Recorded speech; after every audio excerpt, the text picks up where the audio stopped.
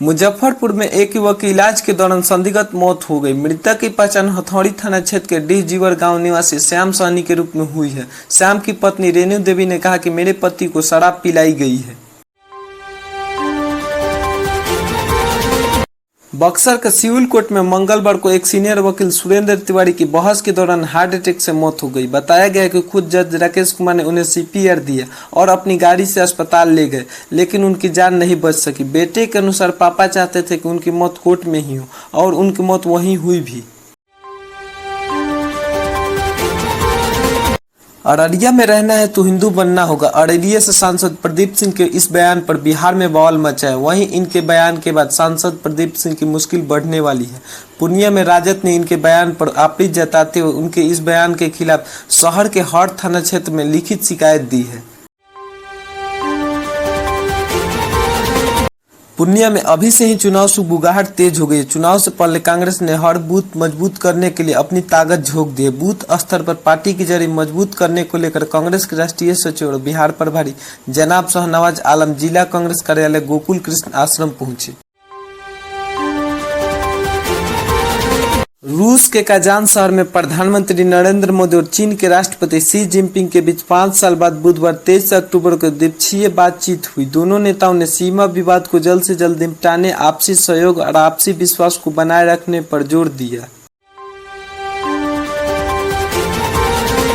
Gang का खर्चा चलाने के लिए मुझे पैसे की जरूरत थी। मैंने जेल से ही रंगदारी मांगनी शुरू की। जो पैसे नहीं देता उस पर गोलियां चलवा देता था।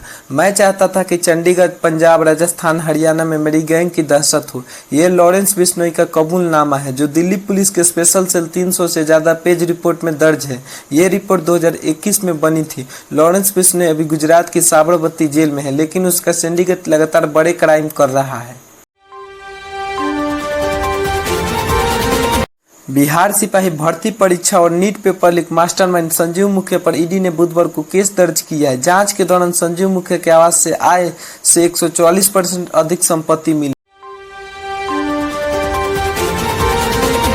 केंद्रीय मंत्री गिरिराज सिंह की हिंदू स्वाभिमान यात्रा के कारण बिहार में खूब राजनीति हो रही है। 20 अक्टूबर को अररिया में यात्रा के दौरान बीजेपी सांसद प्रदीप कुमार सिंह ने कहा, अररिया में रहना है तो हिंदू बनना होगा।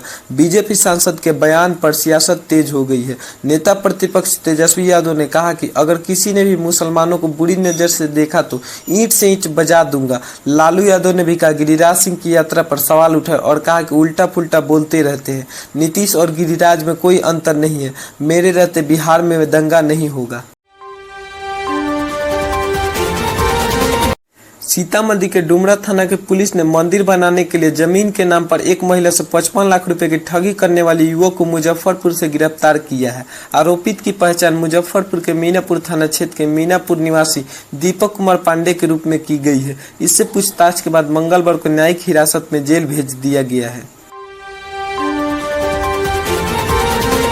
बिहार में जमीन का पूरा हिसाब किताब अब नए सिरे से होगा। इसके लिए बिहार सरकार ने 20 अगस्त से भूमि सर्वेक्षण शुरू किया है। यह सर्वेक्षण राज्य के 45,000 से अधिक गांवों में होगा। इस सर्वेक्षण में जमीन पर बने मकान और दूसरी चीजों की भी जानकारी देनी होगी। जमीन सर्वे में पारिवारिक बंटवारा नहीं होने पर भी लोग शामिल हो सकते हैं। राजस्व एवं भूमि सुधार विभाग ने सर्वे के लिए जमा किए जाने वाले दस्तावेज में कई तरह की सहूलियत दी है। अब पारिवारिक बंटवारा नहीं होने पर भी लोग सर्वे में आवेदन दे सकेंगे। भागलपुर में वंदे भारत एक्सप्रेस की सुविधा पर अब सवाल उठने लगे हैं। खाने की गुणवत्ता और कीमत को लेकर लोग नाराज हैं। दरअसल केंद्रीय रेलवे यात्री संघ के अध्यक्ष विष्णु खेतान ने वंदे भारत एक्सप्रेस के नाश्ते खाने की कीमत और गुणवत्ता पर सवाल उठाया, शिकायत भी की है। आवेदन में उन्होंने मालदा डिवीजन के मंडल रेल प्रबंधक, रेल राज्य मंत्री, प्रधानमंत्री और रेल मंत्री से चिंता व्यक्त की है। उन्होंने अपने आवेदन में रेल कर्मियों पर आरोप लगाया है कि यात्री को गुमराह किया गया है, वे अच्छा व्यवहार नहीं करते। विमानों को बम धमकिया के मामले में बुधवार को आईटी मिनिस्टर ने सोशल मीडिया प्लेटफॉर्म एक्स पर मेटा और एयरलाइन कंपनियों के साथ वर्चुअल मीटिंग की। सरकार ने पूछा, आपने इन खतरनाक अफवाहों को फैलने से रोकने के लिए क्या किया? जो हालात है उनसे जाहिर होता है कि आप जुर्म को बढ़ावा दे रहे थे। पटना में केदारनाथ ट्रिप से लौटने के बाद दोस्तों के बीच पैसे को लेकर विवाद हुआ। इस दौरान सन्नी कुमार ने अपने दोस्त मनीष कुमार की जान ले ली। परिवार सहित गांव से फरार हो गया। आरोप है कि ट्रिप के पैसे को लेकर दोनों में झगड़ा हुआ। सन्नी ने मनीष को बुलाकर दोस्तों के साथ पीटा। मारपीट के बाद उसकी हालत खराब हो गई। अस्पताल में भर्ती कराया गया, जहाँ उसने दम तोड़ दिया। घटना बिहटा थाना क्षेत्र के बिशनपुरा गाँव की है। छठ पर्व में शिक्षा विभाग ने खरना के दिन के भी छुट्टी की स्वीकृति दे दी है। अब 6 अक्टूबर को स्कूल बंद रहेगा। शिक्षा विभाग के अवकाश कैलेंडर